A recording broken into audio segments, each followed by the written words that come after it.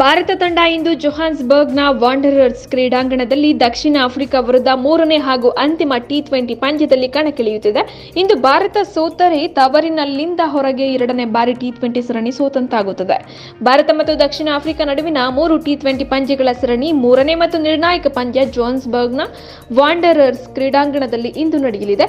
ಮೊದಲ ಪಂದ್ಯ ಮಳೆಯಿಂದಾಗಿ ರದ್ದಾಯಿತು. ನಂತರ ಎರಡನೇ ಟಿ20ಯಲ್ಲಿ ದಕ್ಷಿಣ ಆಫ್ರಿಕಾ ಭಾರತವನ್ನು 5 ವಿಕೆಟ್ಗಳಿಂದ ಸೋಲಿಸಿತು.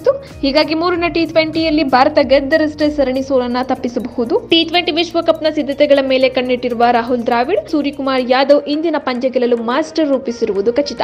ಜೊಹಾನ್ಸ್ಬರ್ಗ್ನಲ್ಲಿ ಭಾರತ ಸೋತರೆ ತವರಿನಿಂದ ಹೊರಗೆ ಎರಡನೇ ಬಾರಿ ಟಿ20 ಸರಣಿ ಸೋತಂತಾಗುತ್ತದೆ. ಟೀಂ ಇಂಡಿಯಾ ಈ ವರ್ಷದ ಆರಂಭದಲ್ಲಿ ವೆಸ್ಟ್ ಇಂಡೀಸ್ ವಿರುದ್ಧ 5 ಪಂದ್ಯಗಳ ಟಿ20 ಸರಣಿಯಲ್ಲಿ 2-3 ಅಂತರದಲ್ಲಿ ಸೋತಿತ್ತು. 2017ರಿಂದ ಭಾರತವು 3 ಟಿ20 ಸರಣಿಗಳನ್ನು ವಿದೇಶದಲ್ಲಿ ಕಳೆದುಕೊಂಡಿದೆ. ಇದೀಗ ಗೆಲ್ಲಲೇಬೇಕಾದ ಪಂದ್ಯಕ್ಕೆ ಬದಲಾವಣೆ ಖಚಿತ ಎನ್ನಲಾಗಿದೆ. ಕಳೆದ ಪಂದ್ಯದಲ್ಲಿ ಭಾರತವು ಬೌಲಿಂಗ್ ವಿಭಾಗದಲ್ಲಿ ಎಡವಿತ್ತು. ಬ್ಯಾಟಿಂಗ್ನಲ್ಲಿ ಸೂರ್ಯಕುಮಾರ್ ಮತ್ತು ರಿಂಕು ಸಿಂಗ್ ಬಿಟ್ಟರೆ ಉಳಿದವರಿಂದ ಉತ್ತಮ ಆಟ ಬರಲಿಲ್ಲ.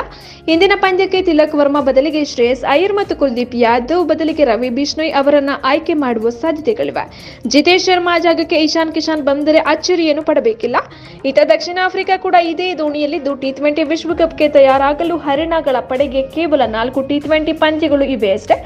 ಆಫ್ರಿಕಾ ಪರ ರೀಜು ಹೆಂಡ್ರಿಕ್ಸ್ ಹಾಗೂ ಮ್ಯಾಥ್ಯೂ ಬಿಚ್ಕೆ ಸ್ಫೋಟಕ ಭರ್ಜರಿ ಫಾರ್ಮ್ನಲ್ಲಿದ್ದಾರೆ. ನಾಯಕ ಐಡನ್ ಮ್ಯಾಕ್ರಮ್ ಕೂಡ ನೆರವಾಗ್ತಿದ್ದಾರೆ. ಬೌಲಿಂಗ್ನಲ್ಲೂ ಆಫ್ರಿಕಾ ಮಾರಕವಾಗಿದ್ದು ಸ್ಪಿನ್ನರ್ಗಳಿಂದ ಉತ್ತಮ ಪ್ರದರ್ಶನ ಬರುತ್ತಿದೆ.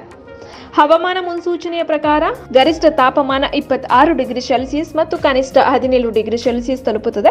ಪಂದ್ಯದುದ್ದಕ್ಕೂ ಮಳೆಯಾಗುವ ಸಾಧ್ಯತೆ ಕಡಿಮೆ ಆದರೂ ಮೋಡ ಕವಿದ ವಾತಾವರಣಗಳಿವೆ.